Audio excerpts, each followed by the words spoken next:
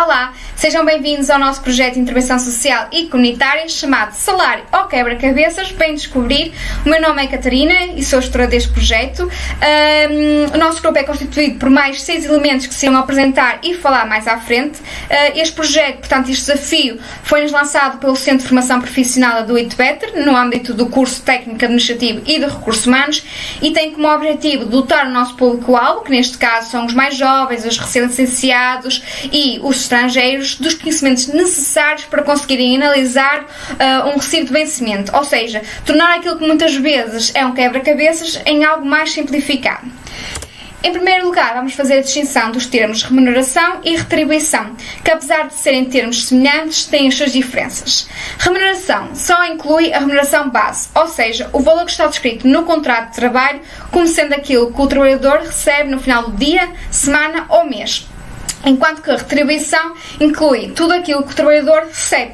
Inclui a remuneração base, os subsídios, entre outros. Contudo, não são incluídas importâncias que sejam recebidas pontualmente. Então vamos imaginar que no mês de maio a Maria recebeu um prémio por ter sido a melhor do seu departamento em termos de produtividade. Este prémio não é considerado retribuição, pois foi algo que a Maria recebeu pontualmente, não é algo que aconteça todos os meses. Vamos também considerar que a remuneração serão os 665 euros que a Maria recebe todos os meses e retribuição serão os 665 euros, ou seja, a sua remuneração base, mais o subsídio de alimentação. Mas o que é que não faz parte da retribuição? Não é considerado retribuição os pagamentos que sejam pagos a título de gratificações ou prestações extraordinárias, prestações relacionadas com o desempenho ou mérito profissional, bem como a assiduidade do trabalhador, participação nos lucros da empresa, abono para falhas, subsídio de refeição. Também não é considerado retribuição os seguintes pagamentos: as ajudas de custo, os abonos de viagem, as despesas de transporte, os abonos de instalação e outros equivalentes, devidas ao trabalhador por deslocações, novas instalações ou despesas feitas em serviço do empregador, exceto-se previsto no contrato, e abono de falhas. Mas o que é isto dos abonos? Os abonos consistem noutra forma de pagamento que a empresa pode dar ao trabalhador espontaneamente e funciona como uma espécie de sistema de recompensas que visa aumentar a satisfação do trabalhador. Temos aqui alguns exemplos de abonos. Temos o salário antecipado, o aumento salarial durante um certo período de tempo, as ajudas de custo, que é algo que vamos falar mais à frente, a distribuição de resultados, por exemplo, naquele mês ou naquele ano, a empresa teve um lucro acima da média e por isso vai distribuir estes resultados por todos os trabalhadores. Os seguros de saúde e de vida, que é algo que todos nós damos muita importância, o transporte, seja pela disponibilização da viatura ou pelas ajudas monetárias na gasolina ou no gasóleo, a educação e formação, isto pode ser para o trabalhador em si como para os seus familiares. A empresa pode optar por dar uma ajuda monetária, por exemplo, para o trabalhador comprar os livros para o seu filho, pode dar formação ao trabalhador para que este possa progredir na sua carreira, e o abono de falha, que é algo muito utilizado em pessoas que mexem com muito dinheiro diariamente, por exemplo, em shoppings, em bancos, e serve como uma forma de proteger o trabalhador em caso de uma quebra muito grande no seu salário. Isto das ajudas de custo consiste no valor que o trabalhador recebe a mais por cada dia que está fora do seu local normal de trabalho para se fazer face às despesas acrescidas que tem por estar deslocado, seja de alimentação como de alojamento. Tem aqui todas as ajudas de custo em 2021, temos o subsídio de transporte valor por quilómetro, temos o subsídio de alimentação, o valor da diária em Portugal e no estrangeiro. Claro que estes valores estão sempre a mudar ano após ano e por isso é necessária a sua atualização, e também é importante dizer que os abonos e os subsídios estão isentos de impostos até certos valores e não são de caráter obrigatório. E agora vamos falar dos tipos de remuneração. Temos a remuneração base, que é aquilo que está descrito no meu contrato de trabalho como sendo aquilo que eu recebo no final do dia, semana ou mês. A remuneração bruta consiste em tudo aquilo que a empresa me paga. A remuneração líquida é o meu salário após os descontos efetuados. A remuneração fixa é aquele dinheiro que eu sei que vou receber sempre certinho ao final do mês. A remuneração variável é, por exemplo, quando existem comissões. Sabemos que quando existem comissões o salário nunca é o mesmo. E a remuneração mista, que é uma junção de remuneração fixa mais variável. Por exemplo, a remuneração base mais comissões. Olá, o meu nome é Daniel Vitorino e venho falar do regime de contribuição para a Segurança Social. Relativamente ao que foi falado pela minha colega Catarina, eu vou dar um exemplo de como a Segurança Social e os 11% recai sobre um ordenado base. Imaginando que a nossa Maria recebe 800 euros, sobre esse valor vai ser multiplicado os 11%, que vai dar um montante de 88 euros nesta situação. Esses 88 euros vão ser correspondentes aos descontos para a Segurança Social. Mas ainda sobre o valor de 800 euros, vai ser descontado o valor para o IRS, que é para ser consultado nas tabelas de IRS ao ano correspondente. Agora vou-vos falar um bocado sobre rendimentos que estão isentos da Segurança Social. Um que todos nós conhecemos é o subsídio de refeição, que paga o valor abaixo de 4,77€ em dinheiro, está isento, e se for pago em cartão é até 7,63€. Relativamente às ajudas de custo, que são para aqueles dias em que o trabalhador tem que se deslocar do seu local normal de trabalho para ir trabalhar noutro sítio, estas ajudas são para pagar o transporte, alojamento, refeições. Esse valor, até 50,20€ por dia, é isento. Relativamente ao abono de falhas, que é mais aplicado em pessoas que trabalham muito com dinheiro, sendo em caixas ou em bancos, até 5% do valor da remuneração do trabalhador está isento. Às despesas de transporte, não excedendo o valor do passe social e que não resulte do transporte disponibilizado pela empresa, ou seja, tem que ser transporte pessoal. Mais alguns exemplos de rendimentos isentos da Segurança Social. Temos no caso de cessação do contrato de trabalho, ou seja, o término do contrato de trabalho, que é o tal chamado fecho de contas. Também está isento. Subsídios compensatórios de férias e de Natal, alguns subsídios de assistência médica e encargos familiares, seja subsídios de creches, jardins de infância, escolas, subsídios regulares de idosos, que ajudam a pagar a mensalidade dos lares, entre outros estabelecimentos de apoio social.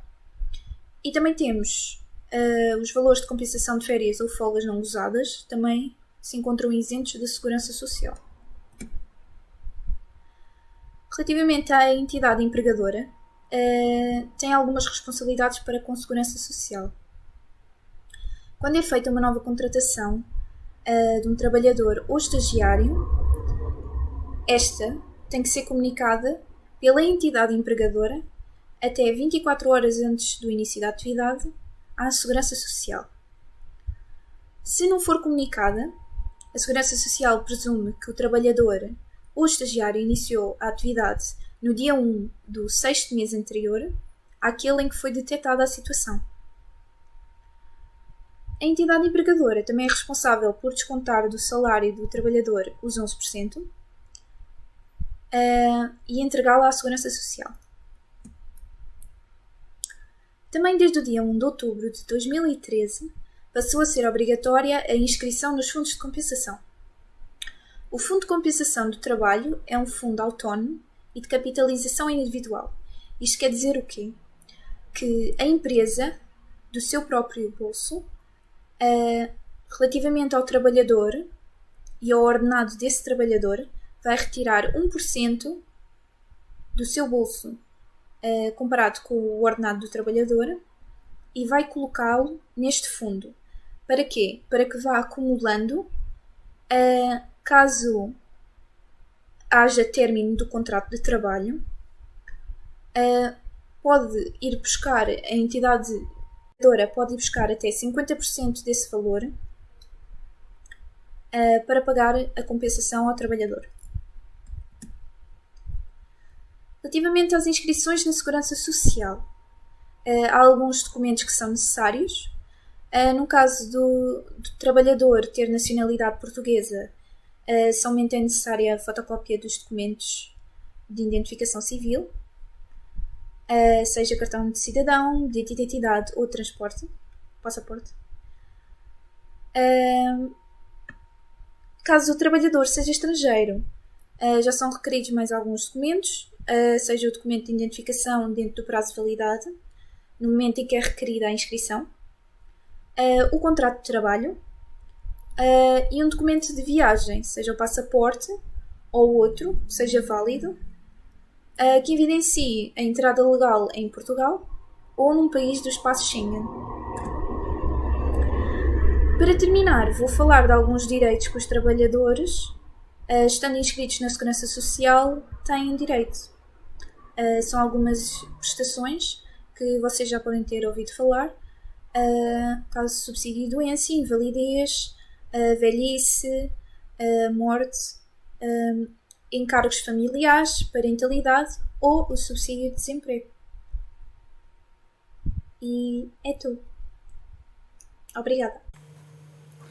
Olá, meu nome é Waila, eu também faço parte do projeto e ficou os tópicos do trabalho suplementar, trabalho noturno e isenção do horário de trabalho para que eu possa explicar. Vou tentar explicar tudo de forma mais simples para que todos possam entender.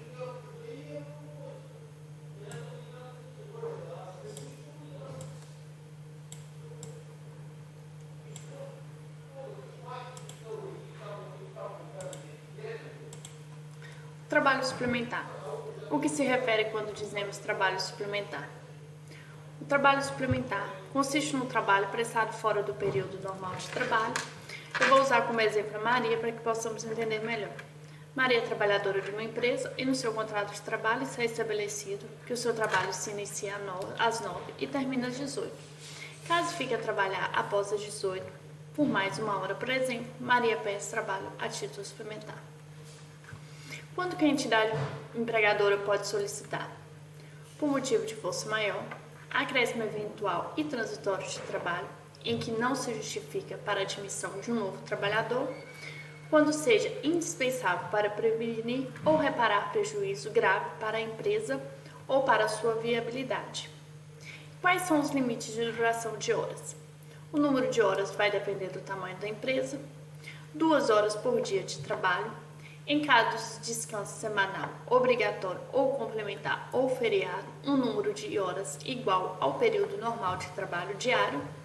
Em meio dia de descanso complementar, um número de horas iguais ao meio período normal de trabalho diário.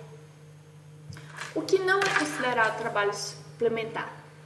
Se em caso estiver uma situação de isenção de horário, que eu vou explicar mais à frente, quando está em causa a tolerância de 15 minutos, além do período normal de trabalho, quando está em questão uma ação de formação profissional fora do horário de trabalho, que não vai além das 2 horas por dia, quando está em caso o trabalho realizado como compensação de faltas, sujeito ao acordo entre o trabalhador e a entidade patronal. Se tiverem como objetivo compensar uma suspensão de atividade, sendo assim o limite é de 48 horas. E como é feito esse pagamento? A hora extra em um dia normal é a hora que o trabalhador ganha mais os 25%, a hora seguinte é a hora que ele ganha mais os 37,5%. O valor da hora extra em dia de descanso ou feriado é a hora que ele ganha mais 50%. Vou usar como exemplo a Maria novamente. Ela tem um salário de 900 euros, horário normal de 40 horas semanais e estamos usando um cálculo de 12 horas extraordinária no mês. O valor de hora de trabalho normal quer dizer que Maria ganha 5,19 euros a hora. O valor da hora extra em dia normal é 1 hora, que são os 5,19 mais o 25%, ou seja, ela ganha 6,48 euros mas por mais 1 hora de trabalho. Horas seguintes a mais seria mais 37,5. Então, seria 5,19 mais 37,5, ou seja, totalizando 7,13 euros. O valor da hora extra em dia de descanso ou feriado seria 5,19, que é a hora que ela ganha normal, mais 50%, ou seja, totalizando 7,78 euros. Tudo que eu disse sobre o trabalho suplementar está no Código de Trabalho, vocês podem conferir. Eu coloquei os artigos e é isso. Agora vamos passar para o trabalho noturno. O trabalho noturno obedece um conjunto de regras diferentes que rege o trabalho diurno. O que é considerado trabalho noturno? O trabalho noturno consiste num período de 7 a 11 horas de atividades que abranja horas do período da noite, ou seja, o tempo situado entre 0 e as 5 horas.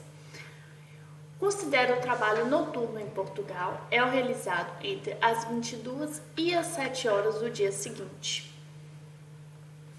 Qual a duração? A duração mínima do trabalho noturno. Para que um trabalhador possa ser considerado como sendo trabalhador noturno, terá que ser prestado pelo menos 3 horas diariamente a cada noite. A duração máxima para o trabalho noturno, o horário de trabalho noturno não pode exceder as 8 horas diárias. A média deve ser tida em conta para esse cálculo semanal. Neste caso, dia de descanso semanal obrigatório ou complementar e os dias de feriado não contam. Como é o pagamento do trabalho noturno? O trabalhador noturno ganha mais que se trabalhasse durante o dia? A resposta é sim. Trata-se de uma vantagem de que o trabalhador à noite sobre os trabalhadores que exercem atividade diurna. O trabalhador noturno é pago um acréscimo de 25% relativamente à remuneração do trabalho prestado durante o dia. No entanto, nem sempre é aplicado esse acréscimo de 25%, mediante um instrumento de regulamentação coletiva de trabalho. Esse mesmo 25% pode ser substituído por uma redução equivalente do período normal de trabalho. Regras estabelecidas. Essas regras são tanto para a proteção do trabalhador, tanto para a proteção da entidade empregadora. São a realização de exames médicos gratuitos e sigilosos, avaliação de riscos semestralmente, mudança de um trabalhador com problemas de saúde do trabalho noturno para um regime diurno. E quais são as vantagens e desvantagens? O trabalhador noturno tem suas vantagens, como o pagamento, que são os 25% a mais, a independência, a produtividade, a ausência de trânsito, maior tranquilidade no local de trabalho, havendo menos confusão, possibilidade de usufruir do dia e de outras formas, rentabilizando o tempo com várias atividades. E, por outro lado, há suas desvantagens. Alteração de hábito de sono, que é algo tão prejudicial à saúde, alteração de hábitos alimentares, afastamento do restante de colegas de trabalho e alteração das rotinas familiares. E tudo também está no Código de Trabalho, vocês podem conferir. Isenção do horário de trabalho. Saiba o que implica, beneficia da isenção de horário atualmente e bem como quem pode ter acesso a ela. O que é? A isenção de horário é uma modalidade de flexibilização do tempo de trabalho e não é o mesmo que o horário de regime flexível.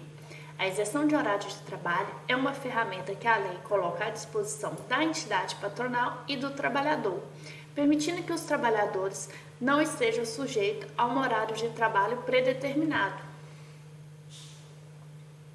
Importante: o trabalhador não é obrigado a fazer isenção de horário, é um acordo entre ele e a entidade patronal. O alargamento de prestação do trabalho a um determinado número de horas por dia ou semana não pode, isso é uma regra geral, ser superior a 2 horas por dia ou 10 horas por semana. A isenção de horário não implica a perda do direito de descanso semanal, obrigatório ou complementar, sábado e domingo, a feriado ou descanso diário. No caso, em quais casos a isenção de horário pode ser usada?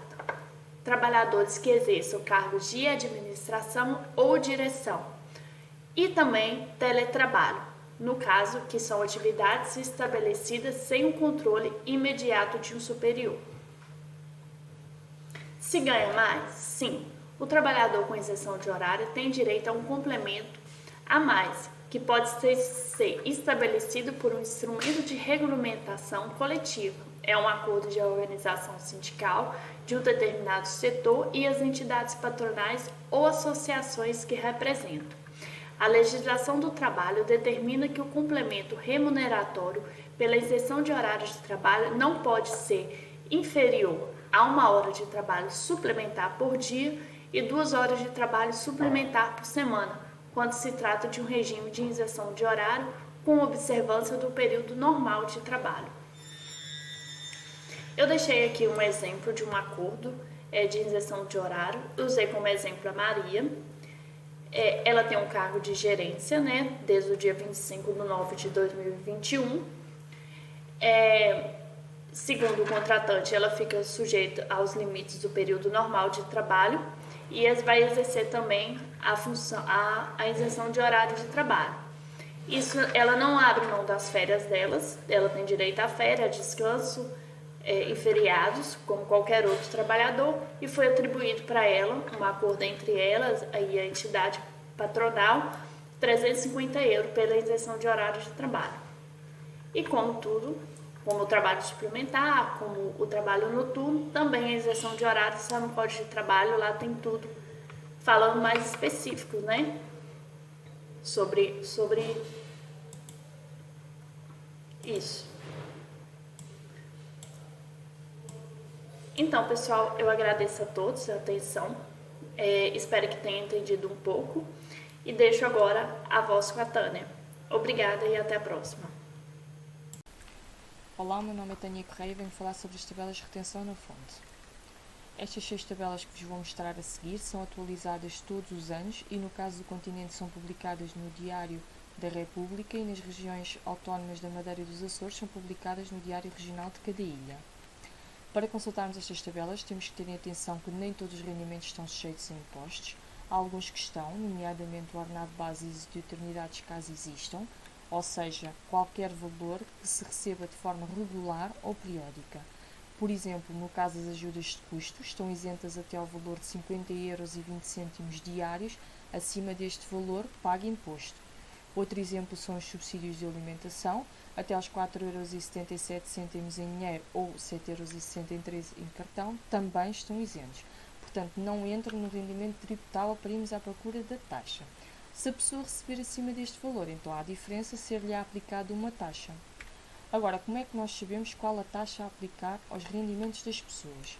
Primeiro, temos que saber qual a tabela a que corresponde à sua situação fiscal.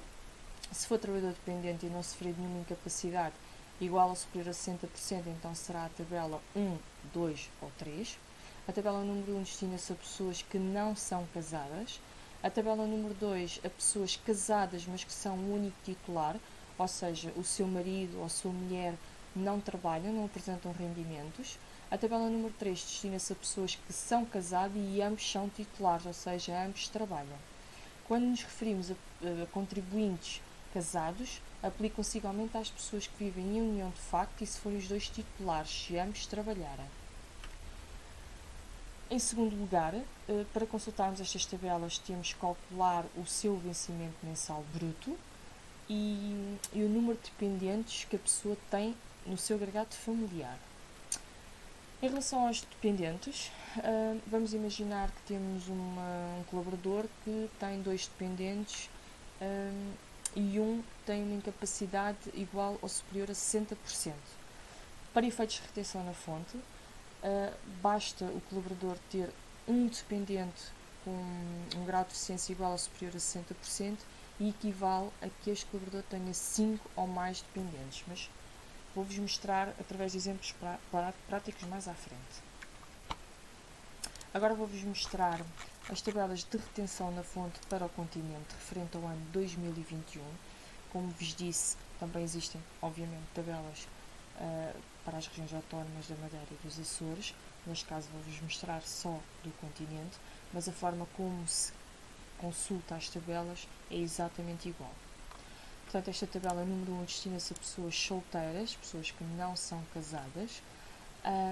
Como também vos disse há pouco, estas tabelas são atualizadas todos os anos e este valor também pode alterar todos os anos.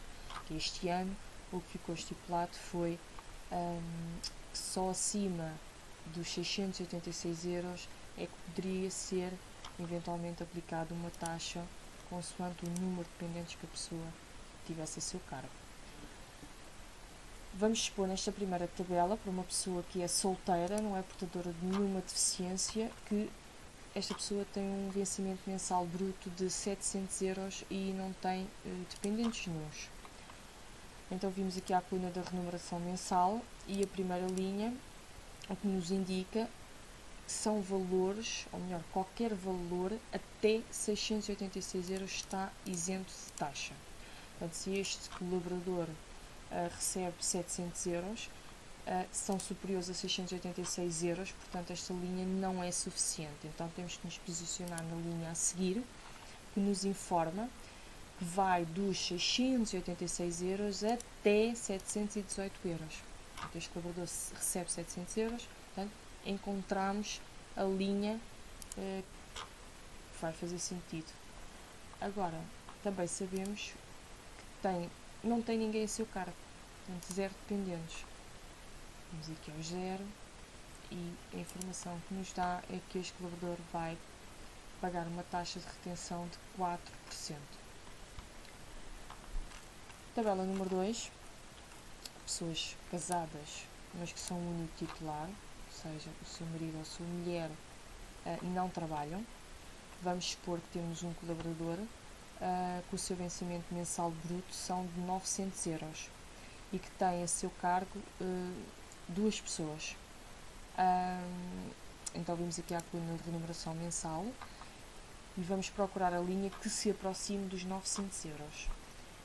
Temos aqui os 886, mas que já vimos que não é suficiente, porque esta linha vai dos 836 até aos 886, portanto, os 900 euros ultrapassam este valor, não é suficiente para nós. Vamos à linha a seguir, que nos informa que vai dos 886 euros até aos 974 euros. Portanto, se este colaborador recebe 900 euros, é aqui que temos que ficar. Depois também sabemos que este colaborador tem 2 dependentes. Número de dependentes, 2. Vamos aqui à linha dos 900 euros, 2 dependentes. Temos informação que vai ser aplicada uma taxa de 2,9%. Agora vamos imaginar que este colaborador tem 2 dependentes, mas que um deles tem um grau de deficiência igual ou superior a 60%. Então, como eu vos disse há pouco, basta ter um dependente, um grau de incapacidade igual ou superior a 60% e equivale para efeitos fiscais que este colaborador tem 5 ou mais dependentes no seu agregado familiar. Então, este colaborador passaria de 2,9% para 5 ou mais, ou seja, 0%. Não lhe seria aplicada qualquer taxa. Okay? Tabela número 3, destina-se a pessoas casadas em que ambos trabalham. Vamos supor, neste caso, que temos alguém que tem um vencimento mensal bruto de 1000 euros e que tem a seu cargo 3 pessoas. Então, vamos aqui outra vez à coluna da remuneração mensal. Sabemos que os 922 euros não são suficientes, tem que ser um valor acima deste. Então, é nesta linha, a informação que nos dá é que vai dos 922 até 1005 euros. Se este colaborador tem um vencimento mensal bruto de 1000 euros, é nesta linha que nos temos que posicionar. Também sabemos que tem 3 dependentes. O número de dependentes, 3.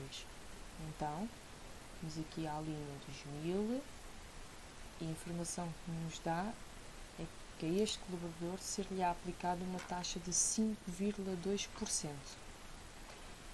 Se fosse 4 dependentes, 4,4%, 5 ou mais, 3,1%. É assim que funciona.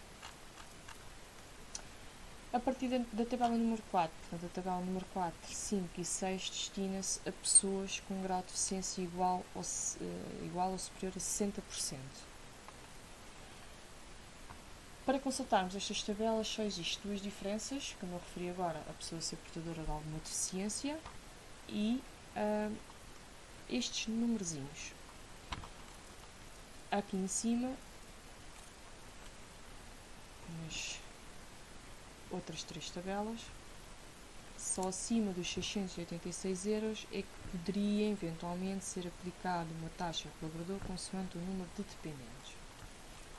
Nestas tabelas, destinadas a pessoas com alguma deficiência, o valor é um bocadito maior. Neste caso, para pessoas que são solteiras e que têm um grau de deficiência igual ou superior a 60%, só a partir dos 1.310 euros poderá eventualmente ser aplicada uma taxa ao colaborador consoante o número de dependentes que a pessoa tenha no seu agregado familiar.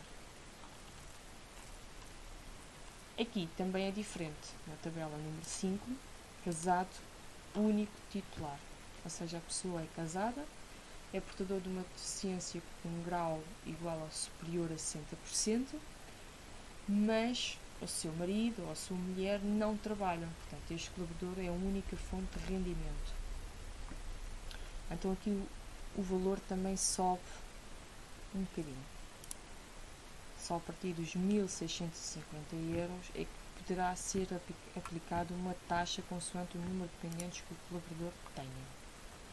Portanto, estas são as diferenças de uma tabela para uma pessoa deficiente e sem ser deficiente.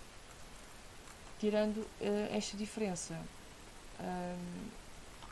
a forma como se consulta é exatamente igual como consultamos as outras 3 tabelas. Espero ter-vos ajudado e obrigada. Olá, o meu nome é Margarida e vou falar-vos um bocadinho sobre os recibos de vencimento. Quem já recebeu o seu primeiro recibo sabe o quão difícil pode ser interpretá-lo. Vamos ver. O processamento de salários consiste no registro dos valores que os empregados recebem mensalmente. Estes valores têm que ser discriminados nos recibos de vencimento, incluindo a parte destinada a contribuições para o Estado, calculados sobre os vencimentos brutos e sobre os subsídios. Os elementos obrigatórios a constar no recibo são a identificação do trabalhador, o seu nome completo, o número de inscrição na Segurança Social, a categoria profissional do trabalhador, o número da apólice do seguro do trabalhador, o período a que respeita a retribuição base, as demais prestações, os descontos obrigatórios com as deduções efetuadas e o montante líquido a receber. Outras informações a constar no recibo de vencimento: as faltas, os feriados, os subsídios de férias e de Natal, os subsídios de refeição, de turno, risco, creche, entre outros, e podem ainda incluir as comissões, quilómetros feitos na própria viatura, ajudas de custo e outros rendimentos variáveis. A componente fixa de um vencimento é tributada da mesma forma, isto é, uma parte para o IRS e outra para a Segurança Social.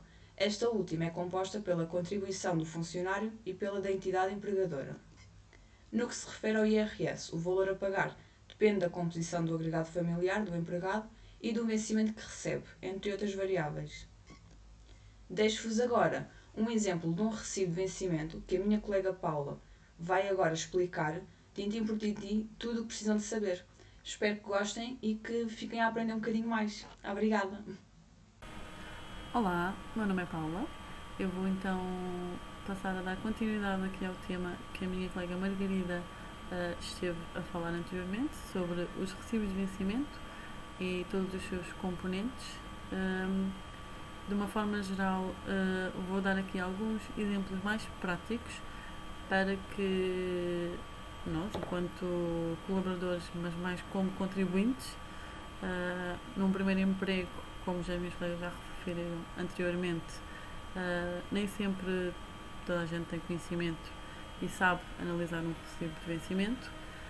Então eu vou passar a dar 5 exemplos aqui da nossa Maria sobre um recibo de vencimento de agosto, em que no primeiro exemplo a Maria é uma contribuinte solteira e que não tem dependentes, tem filhos, e no segundo caso o mesmo recibo para um exemplo em que a Maria fosse casada e o seu marido também trabalhasse, ou seja, os dois são titulares, os dois fazem descontos. Mas neste caso a Maria teria então aqui um dependente com deficiência acima dos 60%, que, como já a minha colega Tânia referiu na parte dos temas do IRS, que um contribuinte com um filho com deficiência acima dos 60% é equivalente a 5 filhos. E é aí, nessa parte da tabela do IRS, que vamos então verificar qual é a taxa que deve ser aplicada a este contribuinte. No terceiro exemplo, vou apresentar um recibo de vencimento de julho, em que no terceiro, no quarto e no quinto será sempre exemplos em que a Maria é solteira e não tem dependentes. Estes recibos são referentes ao mês de férias da Maria, em que a Maria terá então aqui 10 dias de férias. No primeiro recibo será feita a separação como supostamente todas as entidades deveriam fazer. Deveria ser sempre feito uma separação de recibos sobre o recibo de vencimento e um recibo para o subsídio de férias. No entanto, nem todas as empresas o fazem e por isso então aqui o meu quinto exemplo, em que eu apresento-vos um recibo de vencimento de julho, onde está incluído então o vencimento do mês referente mais o subsídio de férias.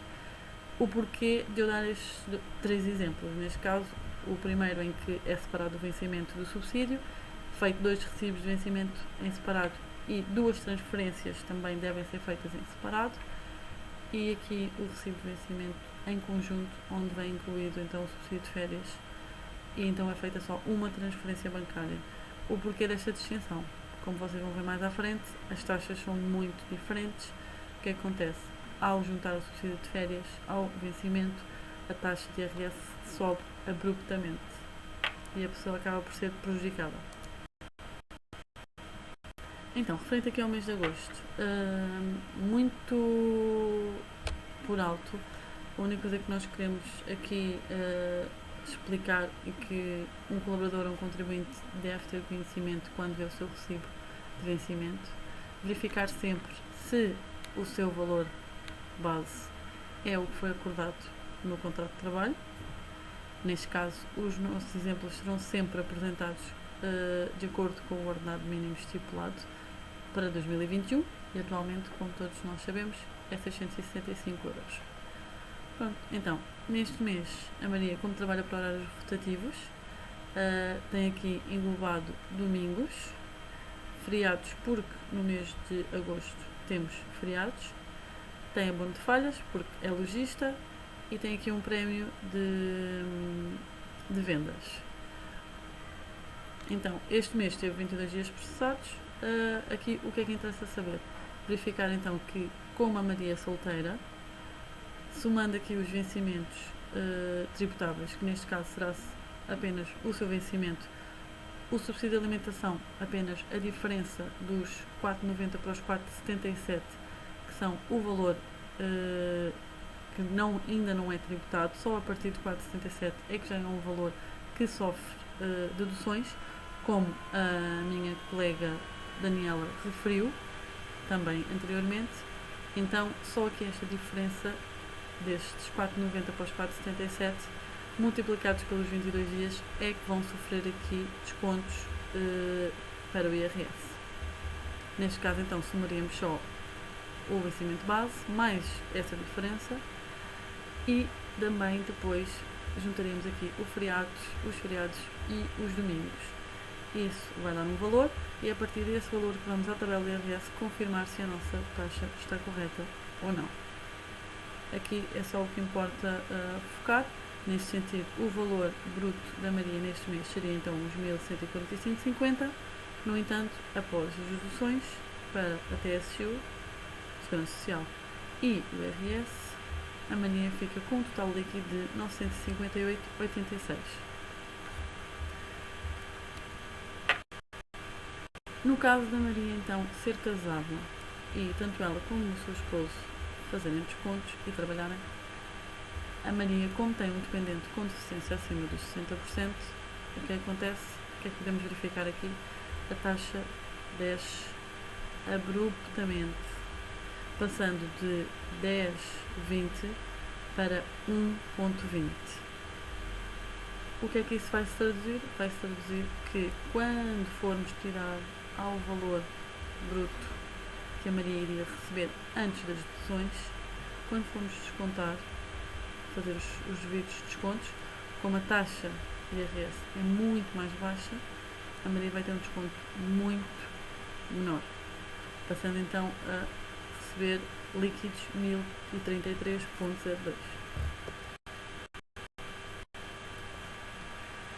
Quando passamos aqui para a situação do recibo de subsídio de férias, neste caso, no mês de julho, a Maria está então de férias e vai ter que ser descontado do seu subsídio de alimentação os referentes dias que não foram trabalhados. O mês tinha 22 dias. O que acontece? Aos 22 dias é retirado os 10 dias, sendo que ela só vai receber subsídio de alimentação os 12 dias.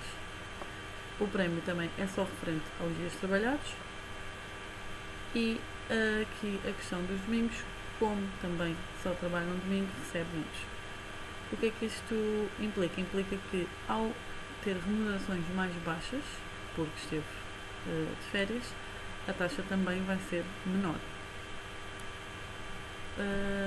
No final, o valor líquido da Maria para o mês de julho, sem o subsídio de férias, no caso de a empresa fazer então aqui a separação dos recibos como deveria ser feita, a Maria recebe numa primeira transferência 782,92, será o seu valor líquido após os descontos, e receberá então um recibo de vencimento à parte, apenas referente ao subsídio de férias, onde, como a Maria apenas teve 10 dias de férias,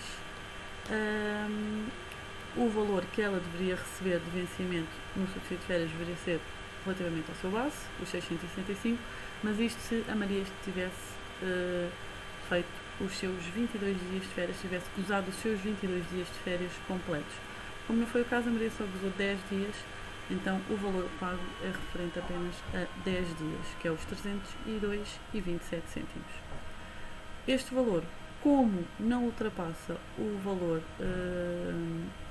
para descontos de IRS, em que, como a minha colega Tânia já falou anteriormente, o valor é de 683, como o valor não ultrapassa, não sofre descontos para o IRS, apenas sofre descontos para a Segurança Social, como todos os nossos rendimentos. Então, no final, a Maria receberá 269,02 € de subsídio de férias. Então, quanto recebeu a Maria no mês de julho? Perguntamos nós. Então, a Maria recebe um total de 1051,94. Porquê? Os 782,92 referentes aos dias trabalhados no mês de julho e os 269,02 referente ao subsídio de férias sobre os 10 dias gozados. Vamos ver aqui a diferença se este recibo fosse feito todo em conjunto. O que iria acontecer? Então, se a Maria receber o vencimento e o subsídio de férias tudo junto no mesmo recibo, numa única transferência, como podemos verificar aqui, a Maria sofre um aumento abrupto na taxa de IRS. E por esta razão o Estado afirma que as entidades empregadoras deveriam sempre fazer recibos independentes quando são recibos referentes a períodos de férias. Deve ser sempre feito um recibo relativamente ao mês em questão e um recibo só para o subsídio de férias. O que acontece quando nestes casos em que isso não é feito? Como podem ver aqui, a Maria passa de uma taxa de 7,20 para uma taxa de 12,20. É um aumento abrupto O que acontece? A Maria tinha um rendimento bruto de 1.167,83, mas com uma taxa de IRS é muito elevada, leva um desconto muito grande e ficando apenas com um total líquido de 919,97.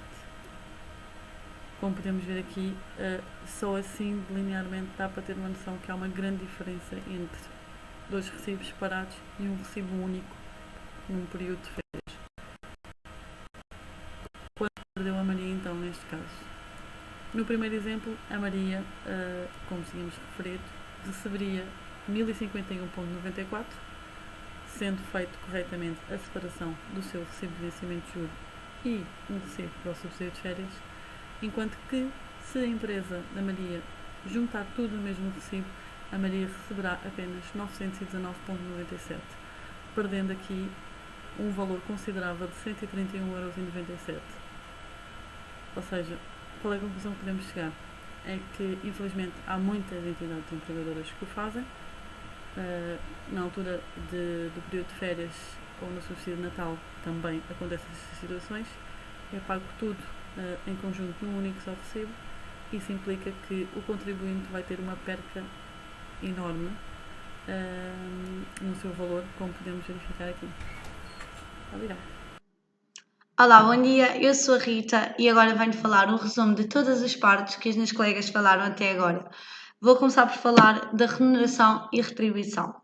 A remuneração é o salário base, ou seja, o valor que está descrito no contrato de trabalho, e a retribuição é tudo o que o trabalhador recebe no final do mês, dia ou semana. Dentro da remuneração temos 6 tipos: a remuneração base, a bruta, a líquida, a fixa, a variável e a mista.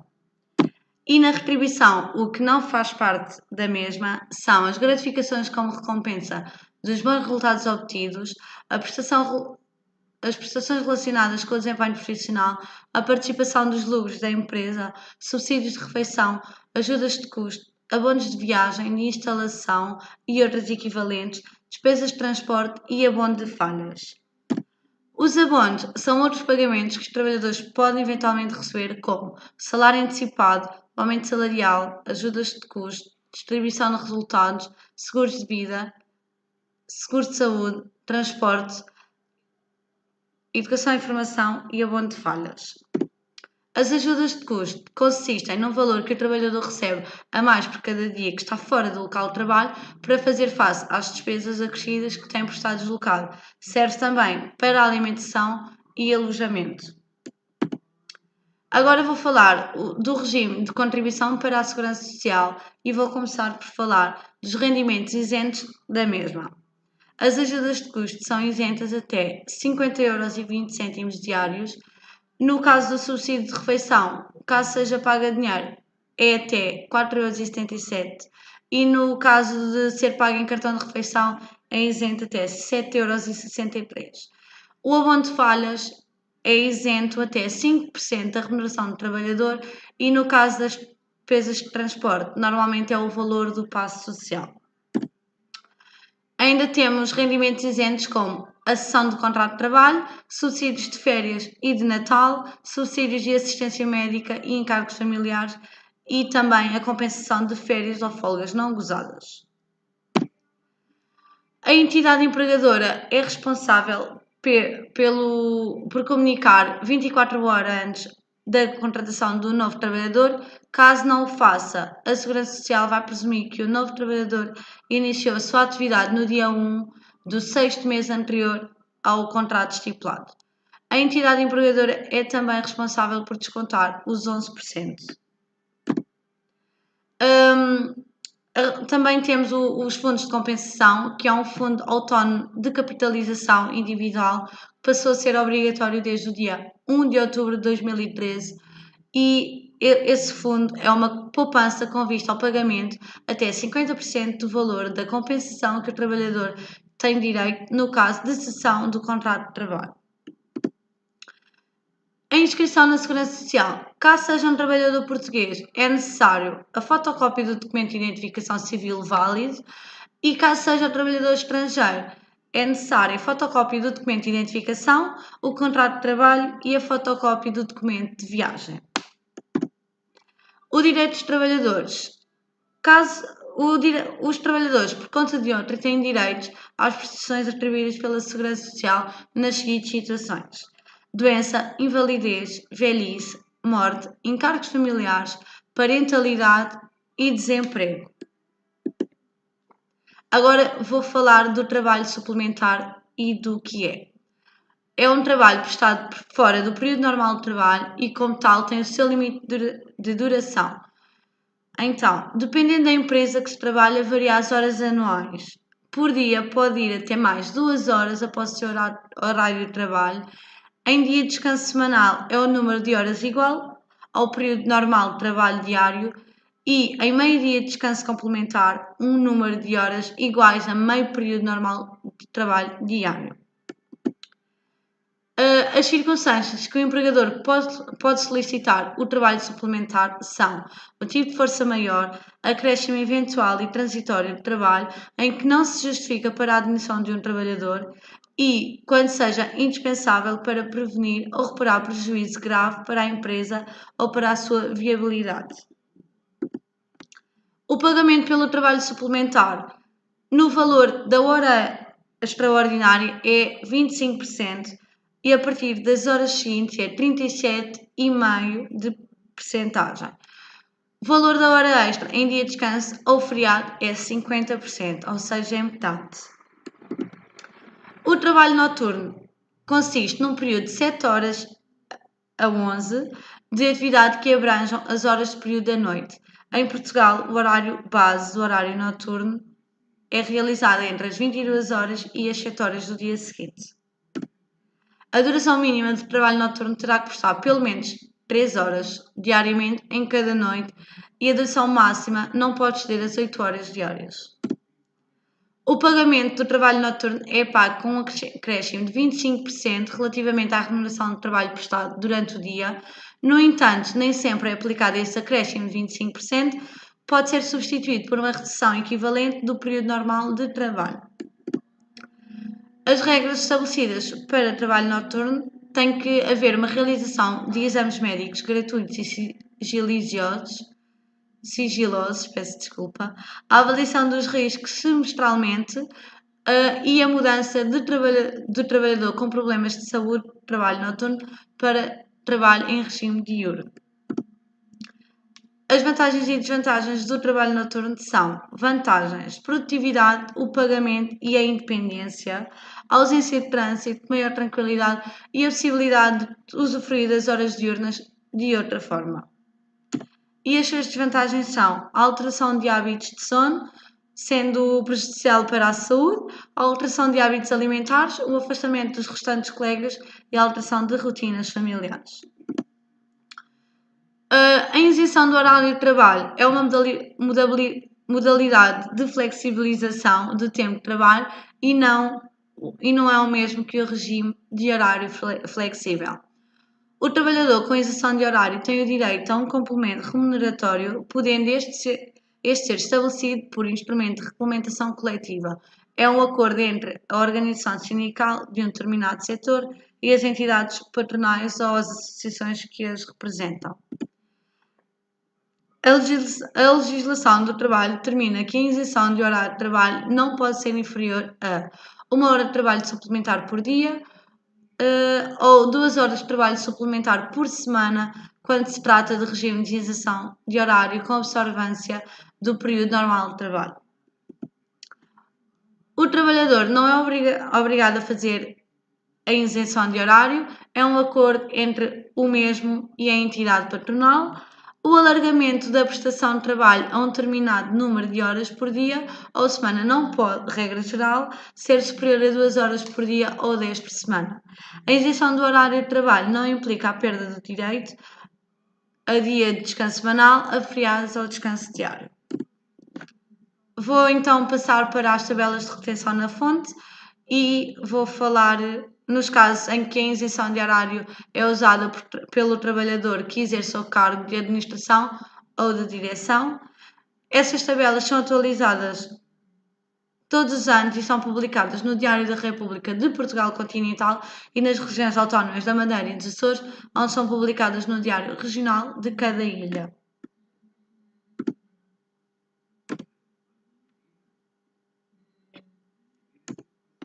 As tabelas de retenção, os rendimentos que estão sujeitos a impostos são o ordenado base, as diurnidades caso existam, as ajudas de custo e o subsídio de alimentação.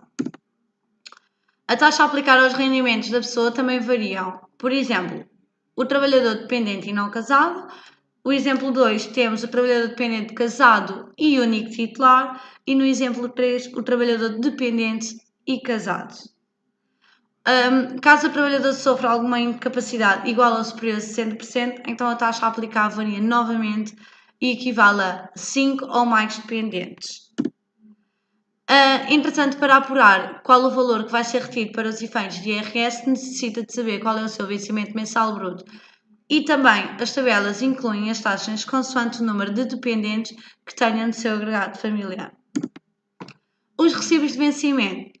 No recibo de vencimento deve constar obrigatoriamente a identificação do trabalhador, o nome completo, o número de inscrição da Segurança Social, a categoria profissional do trabalhador, o período a que respeita a retribuição base e as demais prestações, os descontos obrigatórios e as deduções efetuadas, o montante líquido a receber. O processamento de salários consiste no registro de valores que os empregados recebem mensalmente, como o salário base, as diurnidades e a isenção de horário de trabalho. Outras informações, mas estas já não são obrigatórias, são as faltas injustificadas, a retribuição por trabalho prestado em dia de feriado, subsídios de férias e de Natal, subsídio de refeição e o subsídio de turno. Dentro também a constar não obrigatoriamente nos recibos de vencimento são o subsídio de risco, subsídio de creche, comissões, quilómetros feitos em viatura própria e ajudas de custo. Espero que tenham gostado e obrigada!